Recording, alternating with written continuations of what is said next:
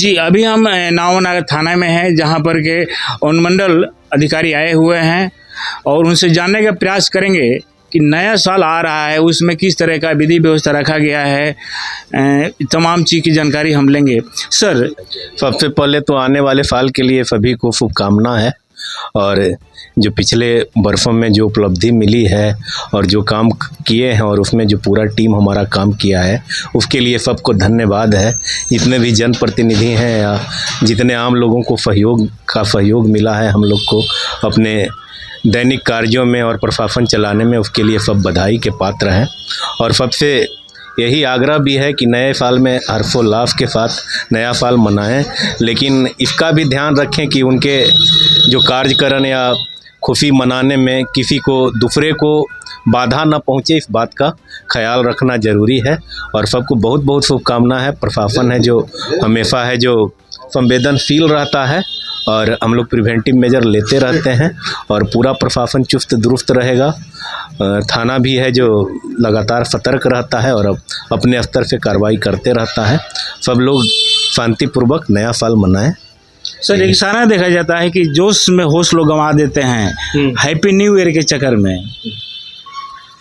वही तो बता रहे हैं कि आपका अधिकार है कि आप अपना खुशी मनाइए, लेकिन आप दूसरे को परेशान न करें, इस बात का भी ख्याल रखना है। आपका अधिकार वहीं तक है कि जिससे दूसरे का अधिकार बाधित न हो। आप अपने खुशी मनाने के चक्कर में ज़्यादा शोर शराबा करेंगे, लॉ एंड ऑर्डर क्रिएट करेंगे, तो उससे दूसरे को भी असुविधा होगी और फिर जो है प्रशासन है जो अपने स्तर से जो नियम पूर्वक है विधि पूर्वक कार्रवाई करेगा उसमें। सर, शराब पर पूरी तरह से पाबंदी है।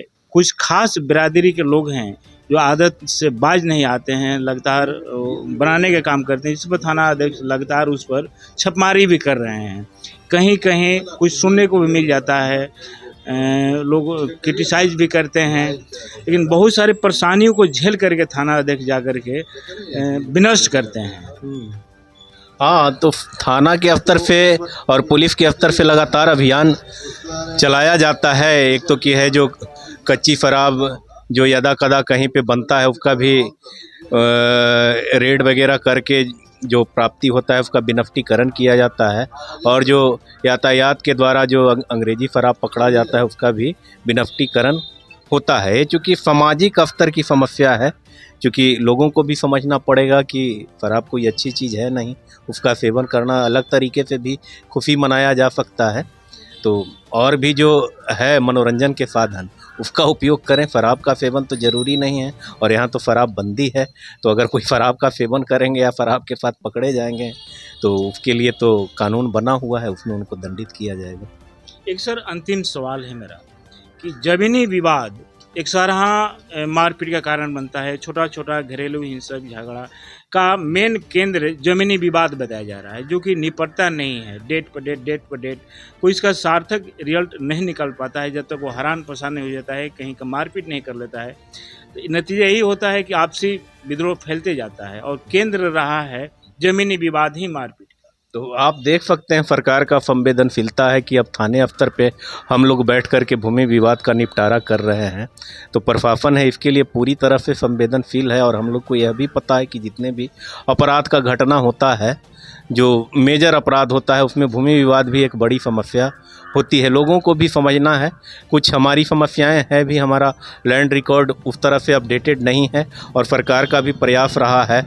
आप देख रहे होंगे कि सर्वे का काम शुरू हुआ है, तो हमारा लैंड रिकॉर्ड भी अपडेट हो जाएगा। और लोगों को समझना है कि चूँकि भूमि विवाद है, भूमि कहीं चला नहीं जाएगा, वो आज भी यहीं है, बरसों बाद भी यहीं रहेगा। और अगर किसी को लग रहा है कि भाई मेरा भूमि है और कोई हमसे छीन रहा है, तो अगर उनका वैधानिक तरीके से उनका अधिकार है तो उसके लिए बहुत सारे पर्याप्त फोरम और न्यायालय उनके लिए उपलब्ध है। उसका निपटारा वहाँ पर होता ही है, सिर्फ धैर्य रखने की आवश्यकता होती है। और हम लोग लगातार इसका अनुसरण करते हैं। भूमि विवाद में थाने स्तर पे होता है या अनुमंडल स्तर पे होता है, और ज़िला से भी लगातार डीएम साहब एसपी साहब के द्वारा इसका मॉनिटरिंग किया जाता है, और जो शिथिलता बरतते हैं उन पे फोकाज और कार्रवाई वगैरह भी होती है। आने वाला सर नया साल के लिए किस तरह का शुभकामना मुबारकबाद दिया जाएगा आम आवाम को?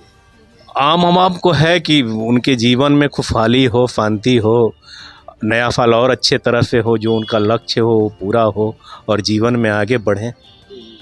तो आप सुन रहे हैं, अनुमंडल अधिकारी हैं और साफ तौर पर बता रहे हैं कि शांति व्यवस्था कायम रखें और